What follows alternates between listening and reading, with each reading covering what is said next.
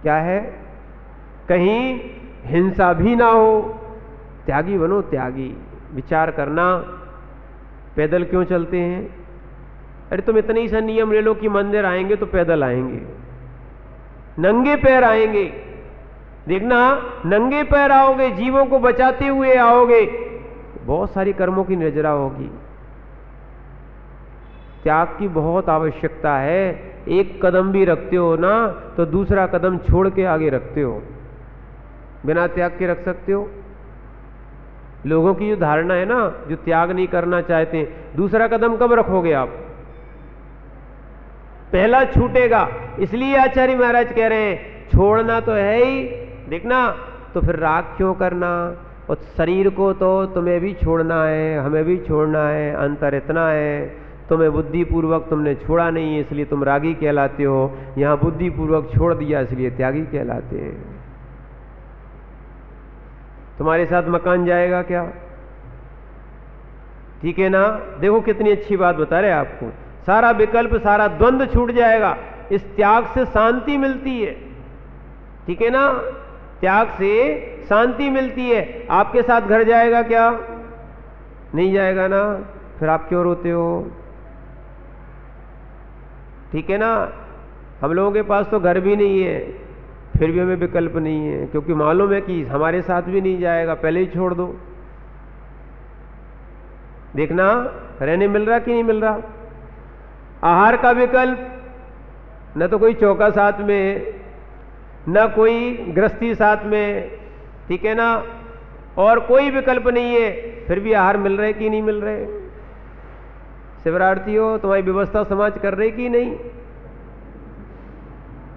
CP टोला की समाज, देखो ये लोग लगे हुए मेहनत कर रहे हैं, तुम्हारी आहार की, दवाई की चिंता कर रही कि नहीं? ठीक है ना? पर तुम फिर भी रागी बनी रहो। तो जब जैन धर्म में ऐसी व्यवस्था है जैसी कहीं जगह व्यवस्था नहीं है, अगर कहीं अन्य जगह कोई साधु बन जाता है, पंडित जी अपनी कुटिया बनाना पड़ती है, अपनी व्यवस्था करना पड़ती है, तब जाके वो अपना माने क्षुधा की पूर्ति कर पाता है, अपनी व्यवस्था की पूरी कर पाता है। जैन दर्शन में कितनी अच्छी साधना साधुओं के लिए, त्यागियों के लिए बताई। त्यागी आ जाता है तो लोग जो वास्तव में जो स्वयं अपने परिवार वालों को नहीं खिलाते होंगे, उससे अच्छा उन त्यागियों को आहार में देते हैं। जो अपने बच्चों की व्यवस्था नहीं बनाते हो, भले टूटे फूटे में रहे, पर देखो कितना बड़ा यहाँ पे संत निवास बनाया, वो कहाँ उधर भी बना रहे हैं। ठीक है कि नहीं? जब इतनी व्यवस्था समाज करके दे रही है तो क्यों तुम राग कर करके परेशान हो रहे हो? सोना समझ में आ रहा?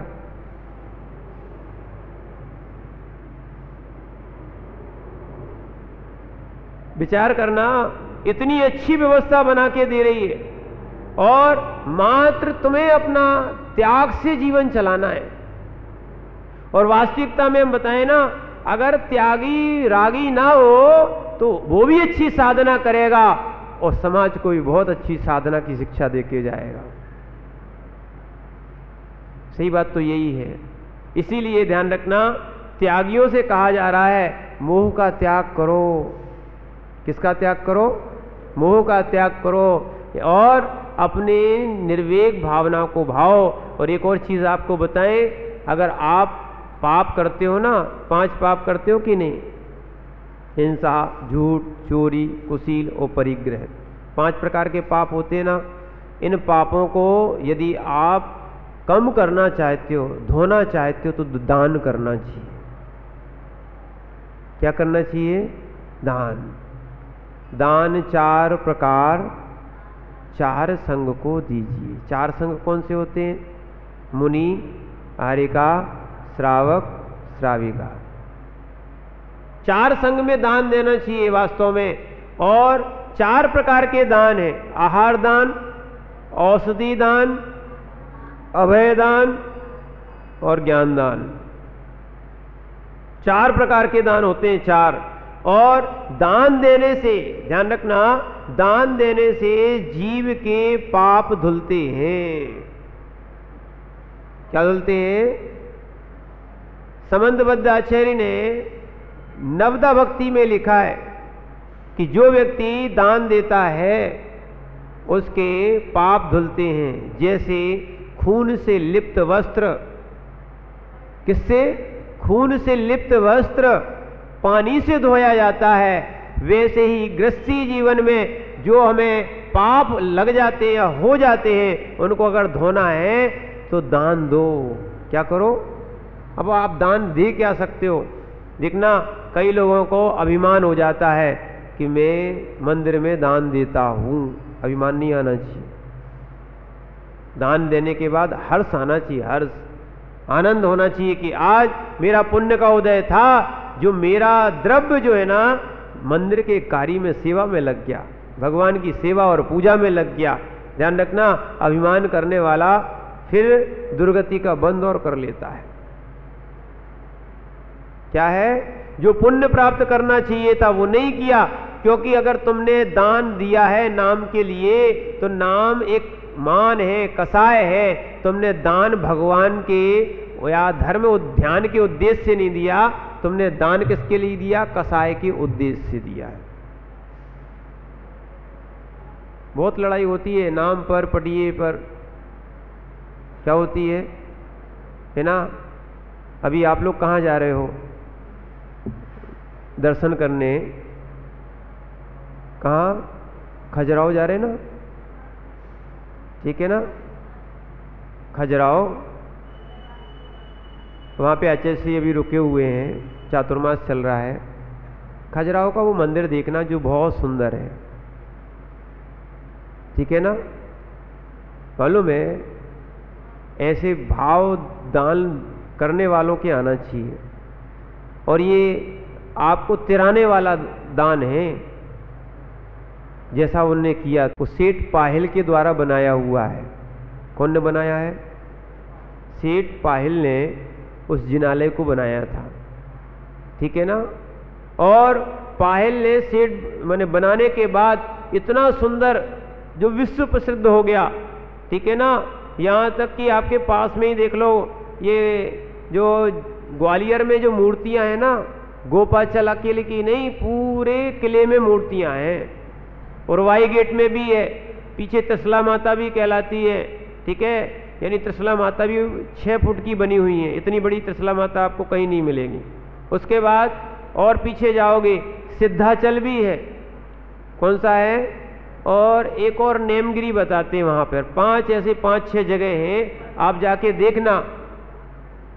जहाँ जहाँ पाषाण था वहाँ मूर्तियाँ बनाई, और कई जगह तो और मूर्तियाँ बन रही थी। वहाँ का इतिहास थोड़ा परिवर्तन हो गया है, वहाँ पक्का जैन शासक ही था।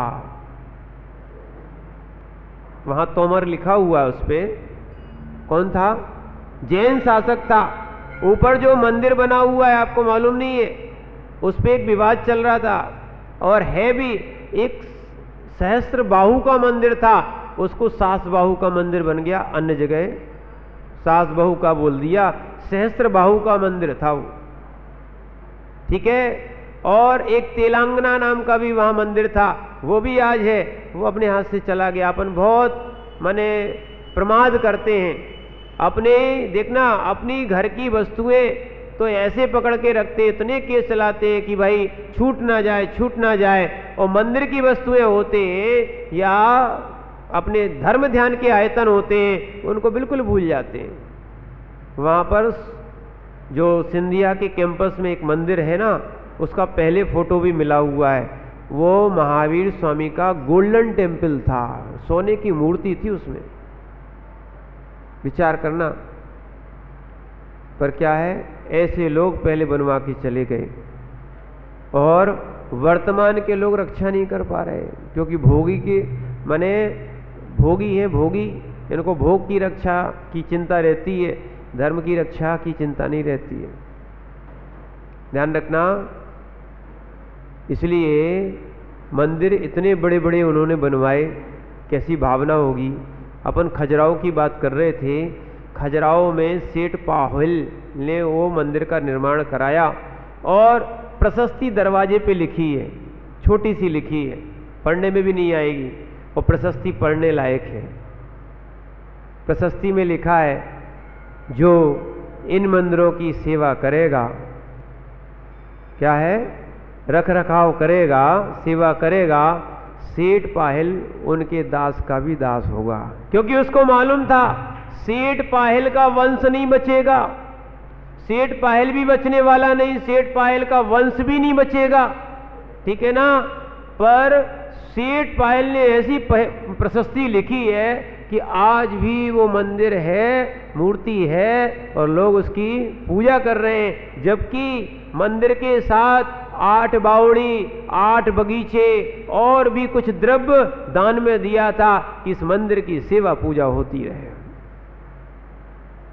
ऐसे ऐसे लोग दानवीर हो गए भैया। विचार करना कि जिन्होंने जिन धर्म की ध्वजा फैलाई, उनको मालूम है उनका वंश नहीं बचने वाला है। आप अपने नाम की चिंता करते हो, आप अपने वंश की चिंता करते हो, पर त्याग ऐसा होना चाहिए कि भैया कोई का वंश नहीं बचता है। कहीं कौरवों का वंश बचा, लिखता है कोई अपनी जाति के आगे कौरव बचा, कहीं रावण के कोई वंश का है, कोई मिलता है, कोई नहीं मिलता। अगर यहां तक पूछा जाए भगवान महावीर को अपन मानते हैं, भगवान महावीर को मानते हैं, पर उनका वंश अपन को मिला नहीं, मिल रहा, बदलता जा रहा है। इसलिए ध्यान रखना, त्याग में ऐसा राग नहीं करना जो तुम्हें पतन का कारण बन जाए। क्या है, इसीलिए त्याग करने के बाद भूल जाओ। अगर जो व्यक्ति त्याग करने के बाद भी कसाय करते हैं, राग करते हैं, उनका पतन हो जाता है। इसलिए आचार्य भगवान यहाँ पर कह रहे हैं कि ये सारी चीजें, मोह का त्याग करना ही वास्तव में त्याग धर्म है, और वो भी मन से, वचन से, काय से। और यहाँ पर एक कार्तिकेय प्रेक्षा की गाथा का अर्थ आपको समझाए देते हैं। लिखा है, मुनि का त्याग धर्म कौन सा, जो मिष्ट भोजन को, राग देश को उत्पन्न करने वाले उपकरणों को तथा ममत्व में उत्पन्न करने वाले निमित्त वसतिका को छोड़ देता है, उन मुनियों के त्याग धर्म होता है। क्या होता है,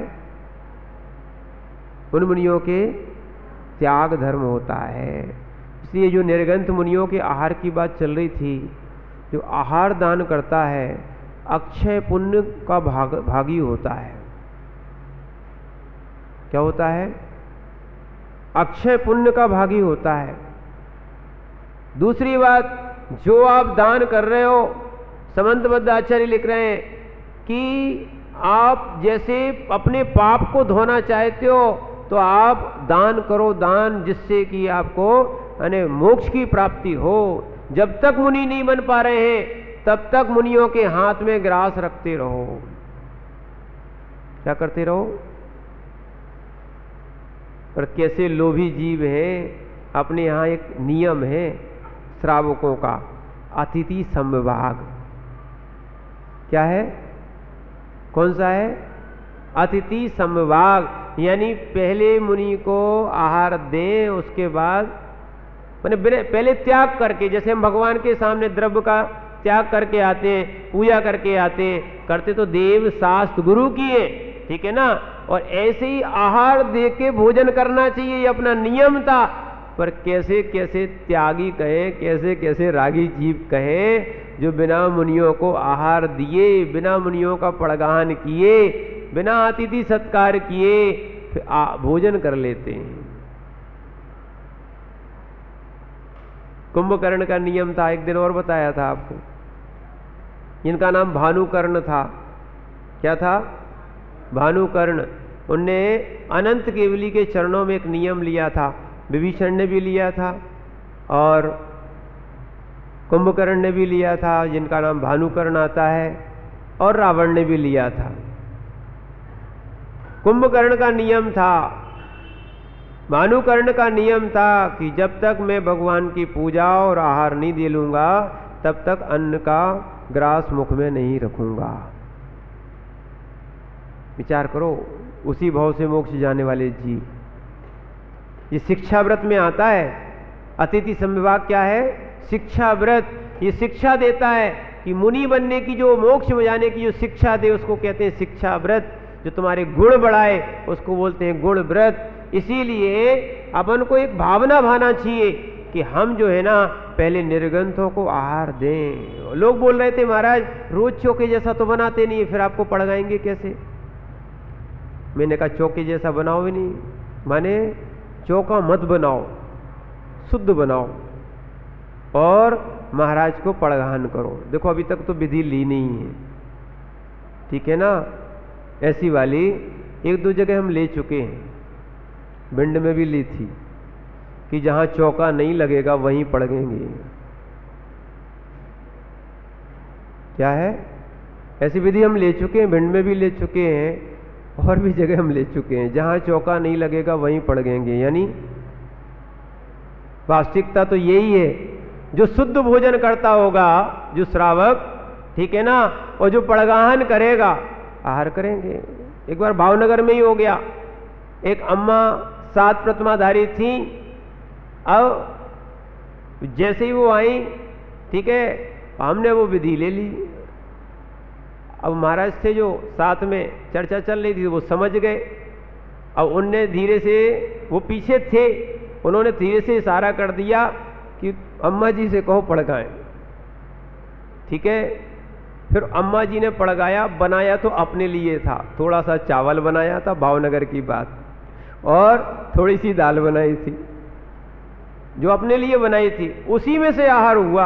हाँ, थोड़े से श्रावक जो लोग थे दूसरे चौके से, अब भैया कच्चा अन्न तो ला नहीं सकते, तो वो अपनी भावना के कारण कहीं फल ले आया, कोई जूस ले आया, कोई ऐसी कोई चीज़ ले आया, तो आहार हो गया। ऐसी भिंड में भी एक बार एक घटना घट गई। हमने विधि ले ली, 3-4 चौके भी लग रहे थे, ऐसा नहीं था कि कोई चौके लगाने के लिए ऐसी विधि ली, ठीक है। तो वहाँ हमने विधि ले ली, चातुर्मास की बात 2012 का, जब यहाँ पे विशुद्ध सागर जी महाराज का चातुर्मास हो रहा था, हमारा हो रहा था भिंड में। तो हमने विधि ले ली कि हम जो है क्या, जहाँ जो जीव जो है ना शुद्ध भोजन करता होगा उससे ही पड़गेंगे। अब एक अम्मा के यहाँ निरंतर चौके लगते रहते थे, वो 7 प्रतिमा की धारी थी और रोज आहार देने आती थी। देखना आज उनकी दीक्षा आचेसी से हो गई है। वो विमल की माँ कहलाती थी, वो रोज कभी भी पहुंच जाओ तब उनका चौका लगा है।